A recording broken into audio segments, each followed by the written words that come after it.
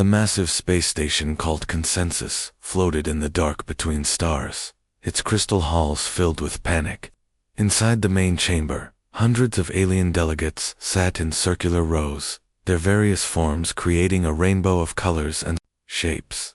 Some looked like walking trees, others like floating jellyfish made of light, and still others resembled living rocks with glowing eyes. At the center of the room, Admiral Vertex stood tall on his 6 legs, his blue skin darker than usual, with worry. The holographic display behind him showed a map of the galaxy with large red patches spreading across it like a disease. 17 star systems have fallen in just 3 months, Vertex announced, his voice echoing through the translation devices worn by every delegate. The Devourers have returned. A collective shudder ran through the assembly. Even the youngest species in the council had heard the old stories. 1,000 years ago, the Devourers had nearly destroyed all life in the galaxy. They were not living beings but rather ancient machines that turned technology against its creators. The more advanced your weapons, the faster they learned to use them against you. Show them the Altair incident, called out Delegate Krista, her diamond-like body reflecting the chamber's lights. The hologram changed to show the remains of a once beautiful world. Where cities had stood, only twisted metal remained. The planet's own defense systems had been turned into weapons that carved the surface into burning scars. The Altarians had the most advanced shield technology in their sector, Vertex explained. The Devourers corrupted it in less than 6 hours. The shields became weapons that cooked the planet from the inside. Another delegate, this one resembling a giant butterfly with silver wings, fluttered anxiously. What about the Biosynth Empire's living ships? They were organic, not technological. The Devourers found a way, Vertex replied grimly. They infected the neural networks that controlled the bioships. Within days, entire fleets were hunting their own creators. The chamber fell silent, except for the soft hum of life support systems. Every species represented here had lost something to the Devourers in ages past. Now they were back, and every attempt to stop them had failed. Our military analysts have run every possible scenario, Vertex continued. The pattern is always the same. The more sophisticated our weapons, the faster the Devourers adapt. They learn from every encounter and become stronger. A delegate who looked like a walking tree with glowing fruits spoke up. What do you recommend? Complete evacuation of all threatened sectors. We establish a dead zone and use only the most basic weapons to slow their advance while we retreat. The word retreat hung in the air like a curse. These were proud civilizations, each with billions of years of evolution and thousands of years of technological advancement. The idea of running from any enemy was almost unthinkable. Then a voice spoke from the human section of the chamber. The Terran Federation volunteers to lead the assault on the Devourer core.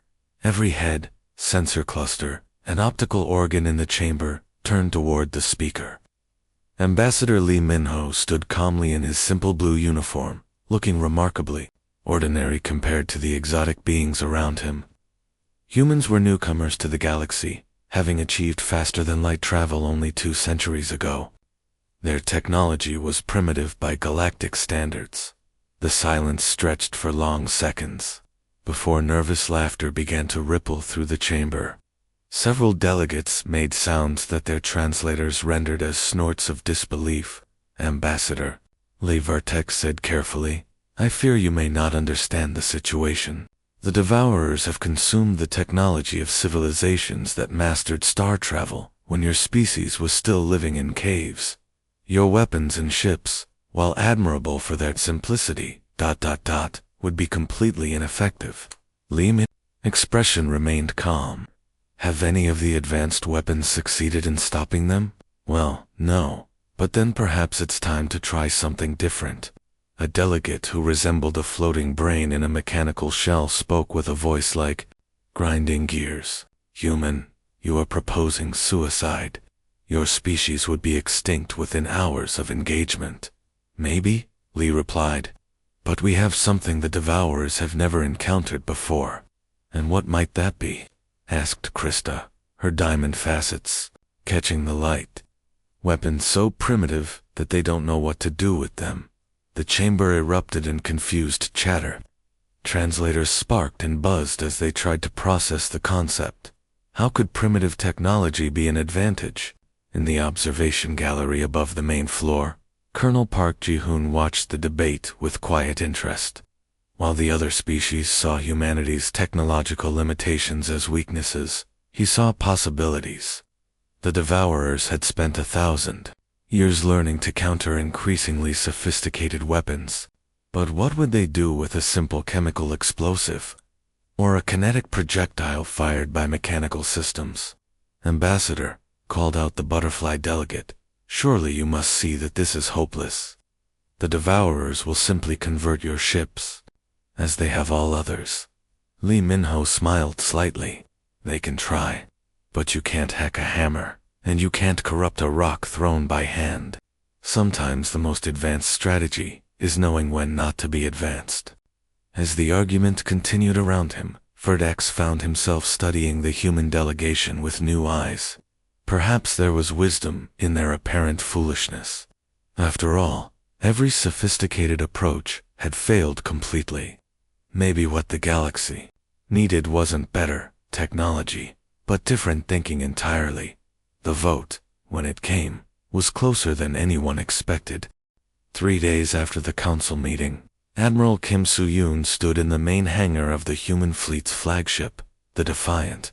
Around her, teams of engineers worked frantically on dozens of spacecraft, but they were not upgrading them, they were making them worse. Remove all the quantum computers, Kim ordered Chief Engineer Choi Min-woo, as they walked past a partially disassembled fighter craft. Replace them with mechanical calculators. Choi nodded and made notes on his old-fashioned clipboard. What about the plasma cannons, Admiral? Scrap them. Install kinetic weapons instead, the kind that fire solid metal bullets using chemical explosives. A nearby hegemony observer, Captain Voronax, watched this process with growing horror. He had volunteered to serve as liaison with the human fleet, thinking it would be an easy assignment. Now he wondered if he was witnessing the strangest form of mass suicide in galactic history. Admiral Kim, he said, his translator struggling with his distressed tone. Surely you understand that you are deliberately weakening your forces. These primitive systems will make you easy targets. Kim turned to face the tall alien officer. His species looked like walking crystals, beautiful but fragile. Captain, tell me about the last time plasma weapons were used against the Devourers. Well, the Third Hegemony Fleet engaged them at the Vega system with full plasma arrays, and what happened? Vornex's crystalline face darkened. The Devourers corrupted the plasma generation systems. The weapons overloaded and destroyed our own ships, and quantum torpedoes. The Centauri Defense Force tried those at Wolf 359. The Devourers turned the guidance systems around and sent the torpedoes back at our fleet. Kim nodded. Every advanced weapon system has failed because the Devourers can learn from them and use them better than we can. So we're going to use weapons so simple that there's nothing for them to learn. In another part of the hangar, weapons specialist Song Kyung-jin supervised the installation of what looked like ancient artillery pieces on a sleek starfighter. The contrast was almost comical. High-tech spacecraft equipped with cannons that would not have looked out of place on a medieval battlefield. These fire solid metal shells using gunpowder, he explained to a group of puzzled alien observers. No electronics, no computers, no guidance systems. Just metal, explosives, and physics. A delegate from the Biosynth Empire, whose body resembled a walking flower, swayed nervously. But how do you aim such primitive weapons accurately? Song pointed to the pilot's seat, where a young woman was practicing with what looked like iron sights, simple metal pieces used for aiming.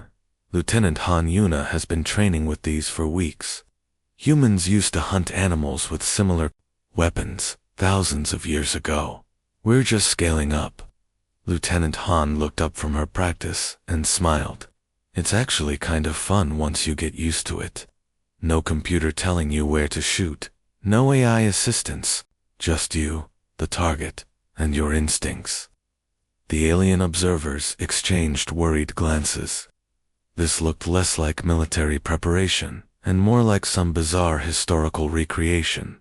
In the ship's command center, Colonel Park Ji-hoon worked at a plotting table covered with paper charts and mechanical instruments. Instead of holographic displays and quantum computers, he used tools that looked like they belonged in a museum. Status report on the fleet modifications, Admiral Kim requested, as she entered the command center. All ships have had their AI systems removed, Park reported, consulting a handwritten list. Navigation is now done with star charts and mechanical computers. Weapons targeting is manual only. Communications use old-style radio transmitters. Captain Voronex, who had followed the Admiral, stared at the primitive equipment in disbelief. You have reduced your fleet to the technological level of savages. Successful savages, Kim corrected gently. Captain, has any AI-assisted weapon system ever successfully engaged the Devourers without being corrupted? No, but surely, has any advanced targeting system ever functioned properly in a Devourer attack? Well, no. However, has any sophistication defensive system ever protected a ship from Devourer infiltration? Vornex's crystal form dimmed with frustration. No, Admiral, but this approach is madness. You are deliberately choosing inferior weapons. Kim walked over to the plotting table where Park was calculating firing solutions by hand. Colonel, show our guest the test results. Park pulled out a sheet of paper covered with numbers and diagrams. We ran simulations using our new equipment against standard Devourer infiltration protocols. The results were interesting. He pointed to a simple graph drawn in pencil. Advanced systems 100% corruption rate within 6 hours. Our modified systems 0% corruption rate even after 72 hours of exposure. But that's impossible, Voronex protested. The Devourers can corrupt any technology, any advanced technology, Kim corrected. They've spent 1,000 years learning to infiltrate quantum computers, neural networks, and plasma systems. But there's no algorithm for corrupting a mechanical firing pin or a chemical explosive. These weapons are too simple for them to understand. As if to prove her point, Communications Officer Chen Taeyun held up an old-fashioned radio microphone. Admiral, we're receiving final departure clearance from Consensus Station. All ships report ready for launch. The alien observers watched in stunned silence as the human fleet began to move. To them, it looked like watching cavemen prepare to fight gods. But as the ships disappeared into faster-than-light travel using the most basic jump drives available, one thought echoed through the minds of everyone who witnessed their departure. Maybe, just maybe, the humans understood something that the rest of the galaxy had forgotten. The human fleet dropped out of faster-than-light travel at the edge of Devourer space. And immediately every alarm in the galaxy should have been screaming. But the ships that emerged looked nothing like the sleek warships other species would have sent. They resembled floating scrap heaps, bristling with crude weapons and covered in patches where advanced systems had been ripped out and replaced with simple alternatives. Admiral Kim Soo-yoon stood on the bridge of the Defiant, watching her tactical display. Instead of the usual holographic projections, she stared at a flat screen that showed green dots representing her ships and red dots representing the enemy. It looked like something from humanity's early space age. Contact in 30 seconds, reported Communications Officer Han Yuna, speaking into an old-fashioned microphone. Around the bridge, crew members sat at stations that looked like they belonged in a museum, with mechanical switches, analog gauges, and hand-drawn charts. Ahead of them, the Devourer ships waited. These were massive constructs built from the absorbed technology of dozens of conquered civilizations.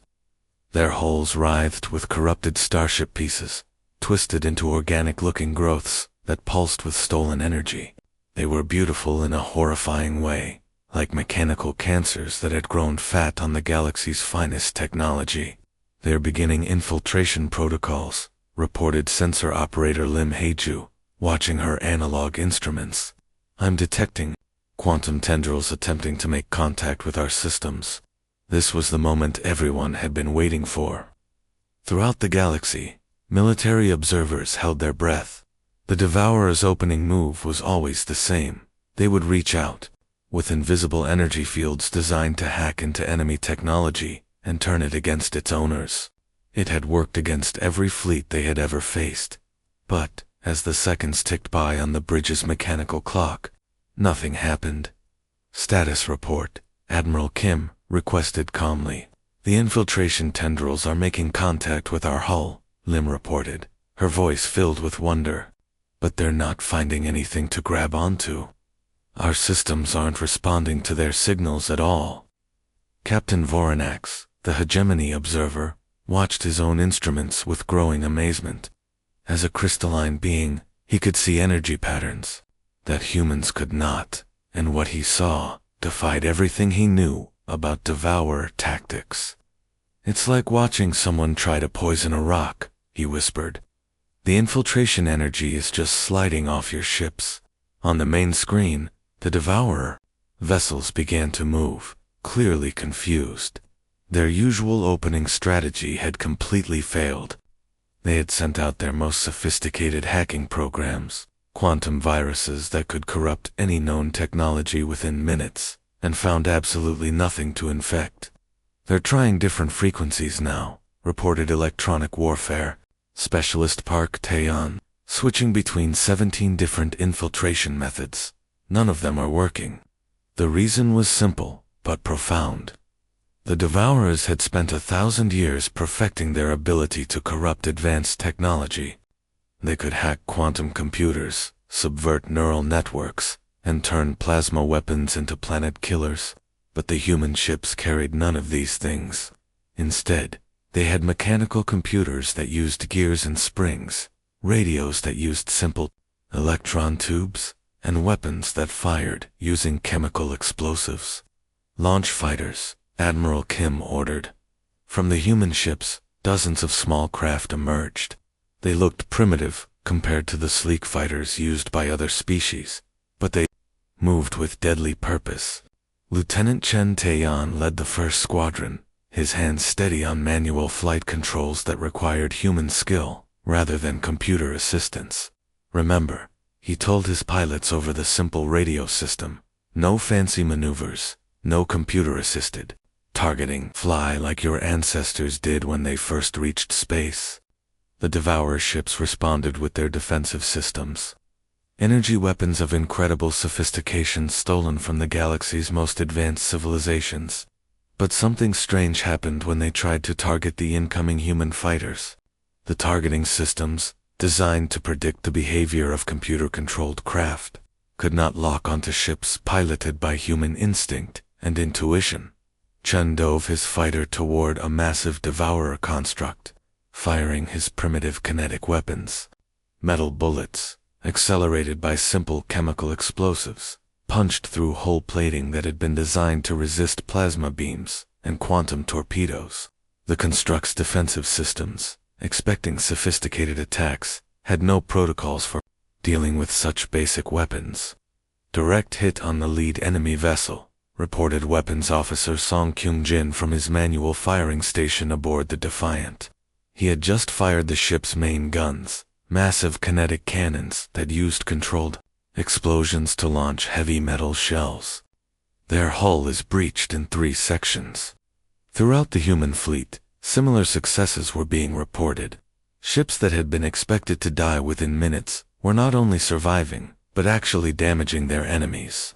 The Devourers, for the first time in their existence, were facing weapons they could not understand or counter. They're trying to adapt, observed Colonel Park Ji-hoon, watching the enemy ships through an old-fashioned telescope. Look at the way they're changing their formations, but they can't adapt to something they can't comprehend. The battle raged for hours, and slowly, the impossible became reality. The human fleet, armed with weapons that any other species would have thrown away centuries ago, was winning, not through superior technology or greater firepower, but through sheer unpredictability. As the first Devourer construct broke apart under sustained bombardment from chemical explosives and metal bullets, observers throughout the galaxy began to understand what they were witnessing. The humans had not brought inferior weapons to fight gods. They had brought weapons so different that the gods did not know they were weapons at all. The advance toward the Devourer Core continued, and, with each passing hour, it became clearer that humanity's impossible strategy was working. The Devourer Core hub floated in space like a nightmare made real. It was enormous, larger than most moons, built from the twisted remains of thousands of starships that had been consumed and merged into one massive structure. The hull pulsed with stolen energy, and strange lights flickered through sections that had once been proud vessels from dozens of different civilizations. Admiral Kim Soo-yoon stood in the launch bay of the Defiant, addressing the volunteers who would carry out the final assault. These were not her best ships or her most experienced crews. Instead, she had chosen the oldest, most primitive vessels in the human fleet, craft that other species would have sent to scrap yards decades ago. The core is protected by every advanced defense system the Devourers have ever stolen, she told. The assembled crews, plasma shields that can stop stars, energy weapons that can crack planets, and AI systems smarter than entire civilizations. But remember what we learned. They can only fight what they understand. Captain Yu Ji-won, commanding the assault vessel Intrepid, felt the familiar vibration of chemical thrusters as her ship detached from the main fleet. Around her, 23 other small craft began their final approach, each one deliberately built to look like humanity's first attempts at space travel. The hub's defenses activated immediately. Beams of pure energy, stolen from the most advanced civilizations in the galaxy, lanced out toward the approaching human ships. But the targeting systems, designed to track fast-moving vessels with predictable flight patterns, struggled to lock onto craft that moved like drunken insects, weaving unpredictably through space. Evasive maneuvers, you ordered her pilot, Lieutenant Kim Do-yeon, but she did not mean the complex computer-calculated patterns that other species used. She meant the random, chaotic movements that human pilots learned by instinct, the kind of flying that made computers crash when they tried to predict it. The Intrepid shook as an energy beam passed close enough to scorch its hull, but the small ship continued its approach. Behind you, demolition specialist Lim Hae-ju checked her equipment one more time. The breaching charges she carried were simple chemical explosives, the kind that would not have impressed a mining crew from humanity's early industrial age. 30 seconds to contact, Kim announced, wrestling with manual controls as defensive fire erupted around them. The hub's surface rushed up to meet them, covered in the twisted remains of once beautiful starships. You could see sections that had clearly belonged to elegant Altarian cruisers, mixed with chunks of bioships from the Synth Empire and pieces of crystalline hegemony vessels. All of it had been corrupted and merged into something that looked more like a living organism than a machine. The Intrepid slammed into the hub's surface with a crash that would have destroyed any ship relying on delicate energy shields. But the human vessel was built like the ancient submarines of Earth's oceans, thick metal, plating designed to absorb impacts rather than deflect them with sophisticated technology. Breaching charges in position, Hae-ju reported, her voice steady. Despite the danger, around the hub's surface, other human ships were making similar landings, each one driven by crews who had trained for months to fight like their ancestors had fought, with courage, simple weapons, and determination. The explosions that tore through the hub's outer hull were not elegant or sophisticated. They were loud, messy blasts of chemical energy that sent chunks of corrupted metal spinning into space. But they worked. opening holes that the human boarding teams poured through like ancient soldiers storming a castle. Colonel Park Ji-hoon led one of the boarding parties, his team equipped with weapons that would have looked familiar to soldiers from centuries past. They carried rifles that fired metal bullets, using gunpowder, ceramic knives that could cut through most materials, and simple, electromagnetic pulse grenades that worked by brute force rather than clever programming. The corridors, inside the hub, were a maze of twisted passages, lined with the remains of absorbed starships. Emergency lighting, stolen from a dozen different civilizations, cast eerie shadows as the human teams advanced. They moved carefully, but steadily, knowing that every step took them deeper into the heart of their enemy.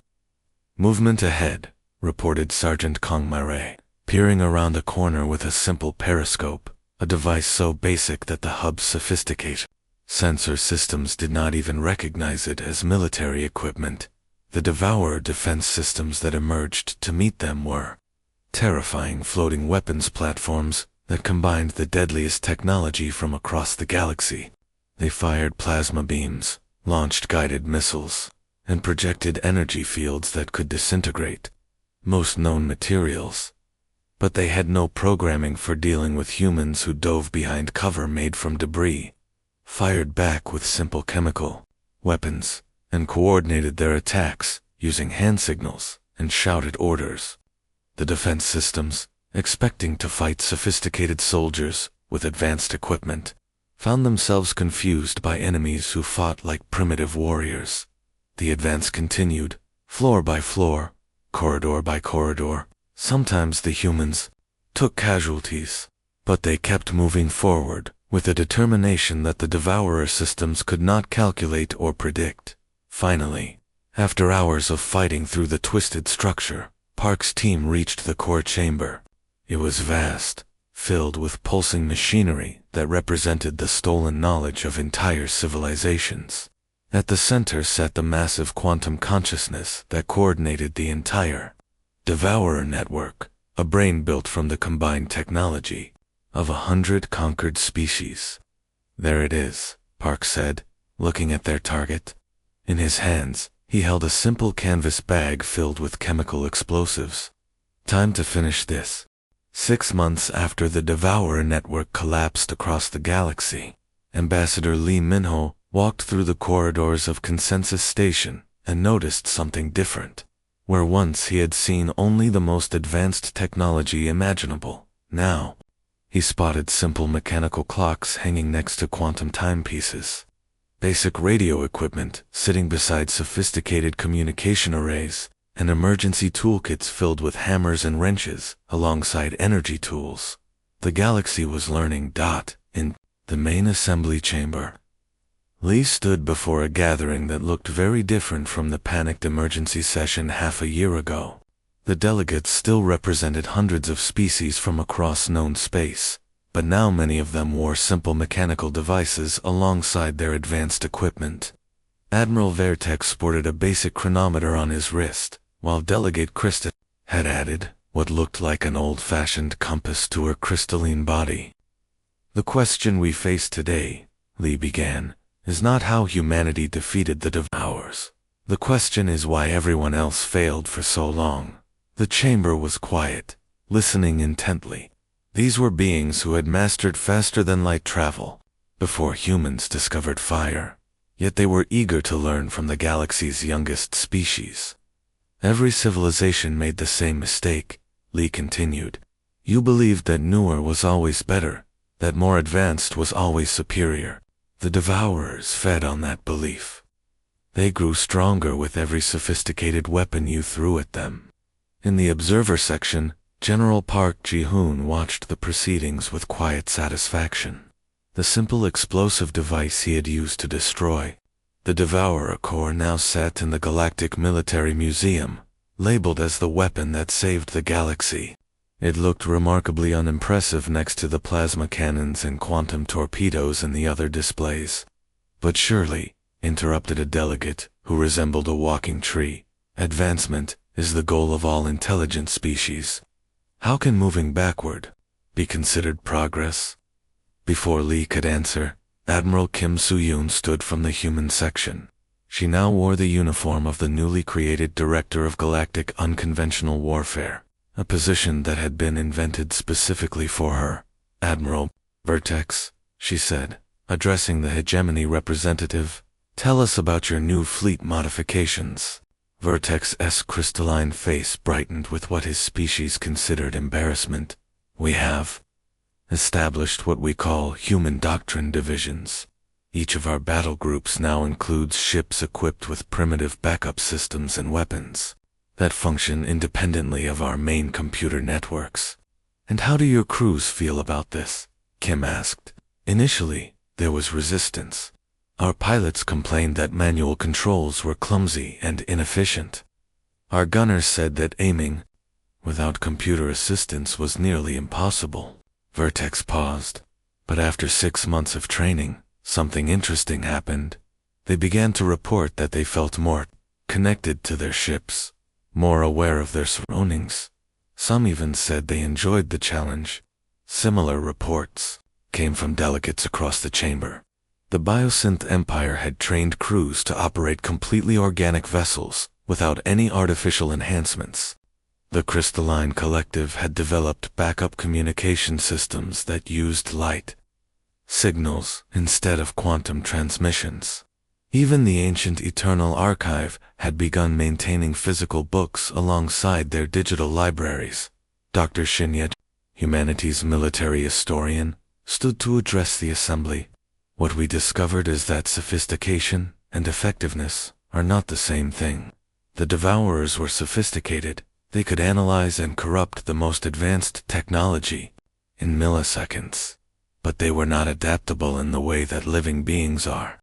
He gestured to a display showing footage from the final battle. "Watch how our pilots moved during the assault. No computer could have predicted their flight paths because they were not following programmed patterns.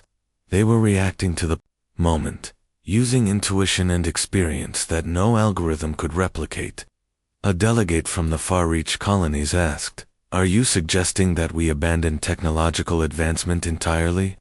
"Not at all," Lee replied. "We're suggesting that you remember the difference between tools and crutches. Technology should serve you, not replace your ability to think and adapt." The discussion continued for hours, but the real changes were already happening throughout the galaxy. Military academies now taught courses in primitive warfare techniques. Engineering schools required students to build devices using only basic materials. Even civilian populations had begun learning skills that their ancestors had used centuries ago, not out of nostalgia, but out of practical wisdom. Captain Yuguan, now commanding a mixed technology vessel that combined advanced systems with deliberately simple backups, often told her crews about the moment the Devourer core exploded. "It wasn't destroyed by our most sophisticated weapon," she would say. "It was destroyed by the same kind of explosive that humans used to clear rocks from farm fields hundreds of years ago." Sometimes the oldest solution is the best solution. As the assembly concluded, Lee found himself surrounded by delegates, asking detailed questions about human military philosophy. But the question that struck him most came from a young representative of the Spiral Arm Federation. "Ambassador, do you think this approach would work against other threats we might face?"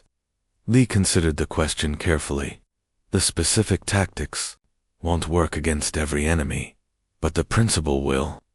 The moment you become too dependent on any single approach, you become vulnerable to anything that can counter that approach.